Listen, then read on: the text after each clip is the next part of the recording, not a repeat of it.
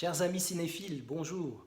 Le 26 juillet 2023 est sorti en Suisse le film Talk to Me, La main, traduit en français par La main, des réalisateurs Danny et Michael Philippou, des Australiens.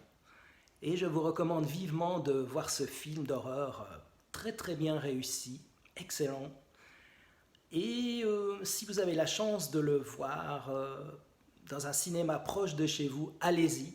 Ne regardez pas la bande-annonce, ne lisez pas les résumés sur Internet, les avis, ne regardez pas cette vidéo, allez voir le film.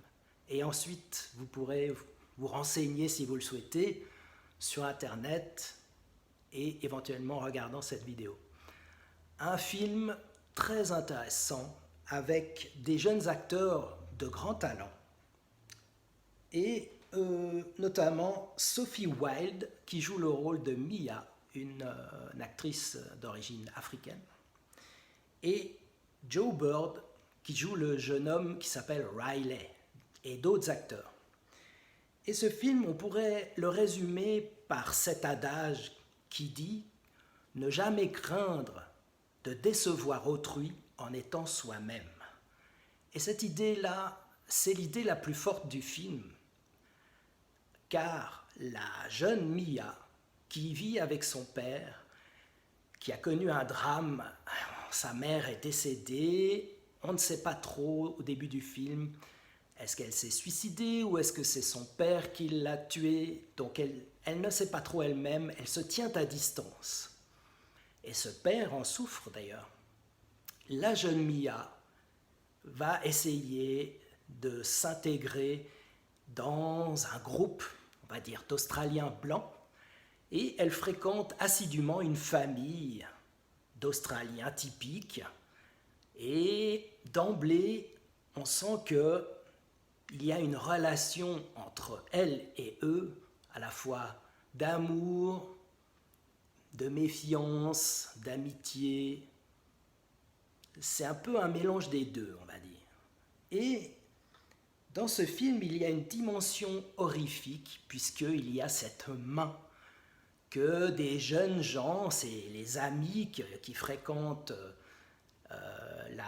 les deux jeunes personnes qu'il y a dans cette famille. Donc il y a un adolescent, Riley, puis il y a sa sœur. Eh bien, Mia va découvrir dans ce groupe qu'il y a une mystérieuse main qui permet de parler avec des gens qui sont décédés. Plus précisément, de laisser ces gens décédés, déjà de leur parler, et de les laisser entrer en soi. Voilà. Donc, il y a ces deux aspects dans le film. Et il est un fait que Mia, qui veut s'intégrer et veut qu'on l'accepte, elle veut s'intégrer dans ce groupe de jeunes blancs australiens, eh bien, elle va accepter de jouer le jeu avec cette main pour pouvoir être acceptée par les autres.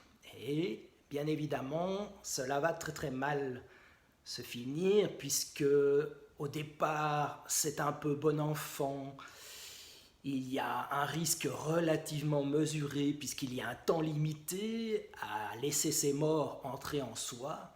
Et ensuite, avec un subterfuge, avec une bougie, on les laisse partir. Donc ça paraît un peu un jeu relativement contrôlé, mais bien évidemment, comme c'est un film d'épouvante, eh bien, la situation va dégénérer très fortement et ça va très mal se finir avec la jeune Mia, puisqu'elle va voir sa mère, le jeune homme, Riley, va rentrer en contact avec sa mère décédée et ça va partir, ça va dégénérer.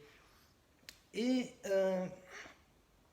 il est très intéressant de voir dans ce film la thématique justement de la sociabilité et du groupe. Voilà, comme je vous le disais en introduction. Est-ce qu'on est seul ou bien est-ce qu'on s'intègre à un groupe? Qu'est-ce que le groupe nous apporte? Est-ce que le groupe ne comporte pas de nombreuses limites par rapport à ce que l'on escomptait, par rapport à ce que l'on espérait? Ou bien est-ce que c'est agréable? Est-ce que c'est vraiment souhaitable? C'est une des idées fortes du film. Et là, par rapport à cette main et toutes les conséquences dramatiques qui vont avec, on peut penser que les réalisateurs australiens, Philippou, s'interrogent pour le moins sur cette question. Et ils tranchent sur le fait qu'à trop vouloir à tout prix intégrer un groupe, et peut-être par extension une société, une culture, eh bien on peut y perdre son âme et on peut y perdre plus que son âme et on peut même y laisser la vie. C'est le point de vue des réalisateurs et c'est un point de vue très audacieux et très intéressant. Et la deuxième idée forte qu'il y a dans ce film, c'est que les morts, puisqu'il est question de dialoguer en quelque sorte avec eux, peuvent avoir une intention malveillante et très délétère. Et ça aussi, c'est une deuxième idée très audacieuse de la part des réalisateurs. D'ailleurs, cette thématique aussi de l'individualité par rapport au groupe me fait penser évidemment à la série culte de Patrick McGowan, Le Prisonnier, où chez lui, cette dimension a été poussée à son paroxysme, c'est-à-dire, pour lui, le groupe, la société est carrément malsain, est carrément délétère, et pour lui, on n'y perd que son âme, il n'y voit quasiment aucun avantage. C'était sa position, je vous renvoie à cette série mythique, ça m'a fait penser aussi, ce film Talk to Me, au Prisonnier. Et concernant la dimension, la main et les morts, ça m'a fait penser au Sixième Sens de Night Shyamalan, un réalisateur d'origine indienne, avec ce jeune garçon qui voit des gens décédés et il en est effrayé et ensuite il comprend qu'il y a, il y a derrière ça un but qui lui a échappé. Et cette main qui ressemble dans le film Talk to Me, à une sorte de main de mannequin avec des tas de signes dessus et qui est en position comme ça pour pouvoir l'agripper comme pour serrer la main. D'ailleurs, il y a une dimension là derrière aussi on serre la main, mais on serre la main à qui et pourquoi et selon quelles conséquences.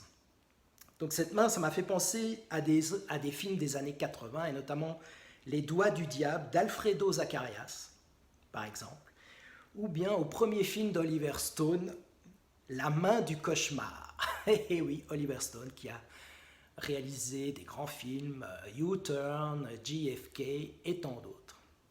Voilà, alors pour résumer, je vous invite à aller voir ce film excellent, Talk to Me, ou La Main. À bientôt.